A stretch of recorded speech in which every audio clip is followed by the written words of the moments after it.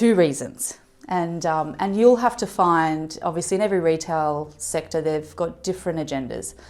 In ours, two critical points. In schoolwear, you can't be out of a particular item because there's nothing for that child to wear to school. So if you're out of a size 4 for St Anne's in Dubbo, what are they going to wear? They can't substitute. Even if they wear a size 6, it doesn't fit them. What if the size 6s are out?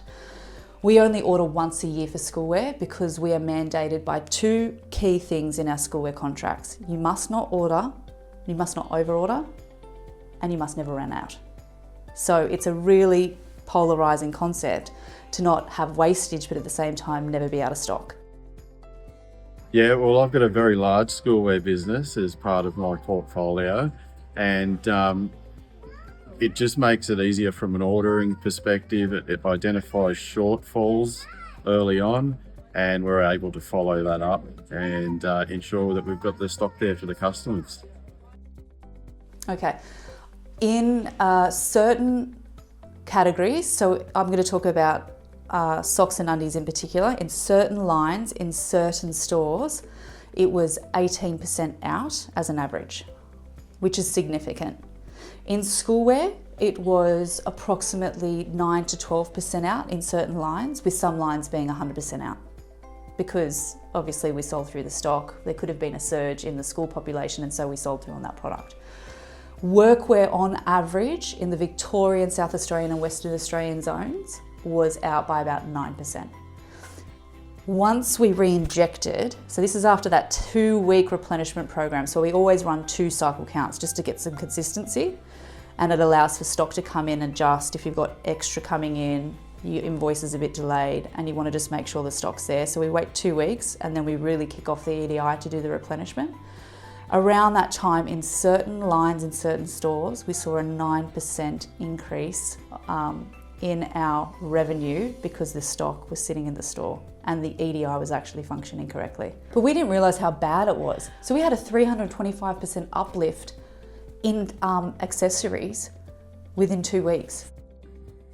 I think it's a lot easier and quicker for us to find the stock when we don't know where the stock exactly is. So we could just find the barcode in the actual guns, and then we can try to walk around with appropriate place, and then we will find the stock very quickly, I guess. Yeah, so that's very helpful. Yeah.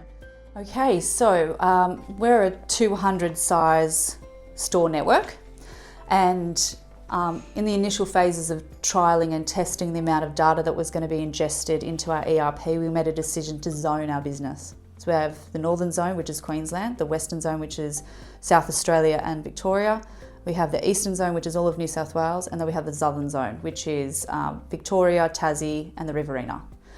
The reason why we zoned it is because we wanted to run the cycle counts for each of those zones on different days so that our data wouldn't overload. It also allowed our QA team to look at the data with integrity and spit out those variances and actually really study what are they seeing.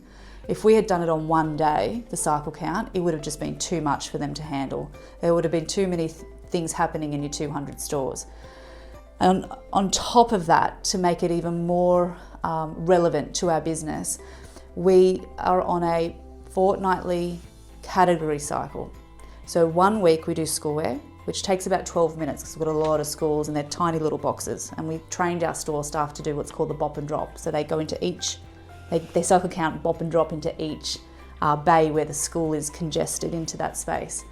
And then that's done every 2 weeks. On the alternative week, we do the other 2 categories, which is workwear and the underwear, and it takes less than 4 minutes. I mean, we're talking 20,000 units between 4 and 6 minutes. It's just, our store staff love it. It's almost like this magic wand that people just get so excited about. So every, depending on what zone you're in, we start them about half an hour before stores open, and that allows them to do that other admin. They quickly do a cycle count once a week, and it just alternates between the category every week. We've seen a sales uplift, particularly in the underwear department and in our workwear division.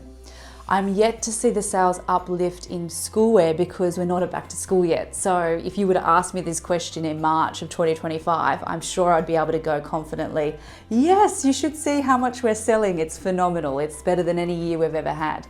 But particularly in those two areas, in the stores where we have the stock and the RFID rollout switched on, there is on average 6% uplift in those stores. On a daily basis, it's given me visibility into stock movement and their weekly stock take results. The accuracy has improved because we're monitoring the stock take results on a regular basis. So there's constant feedback back to the store regarding the discrepancies, and it's improving on the result each week.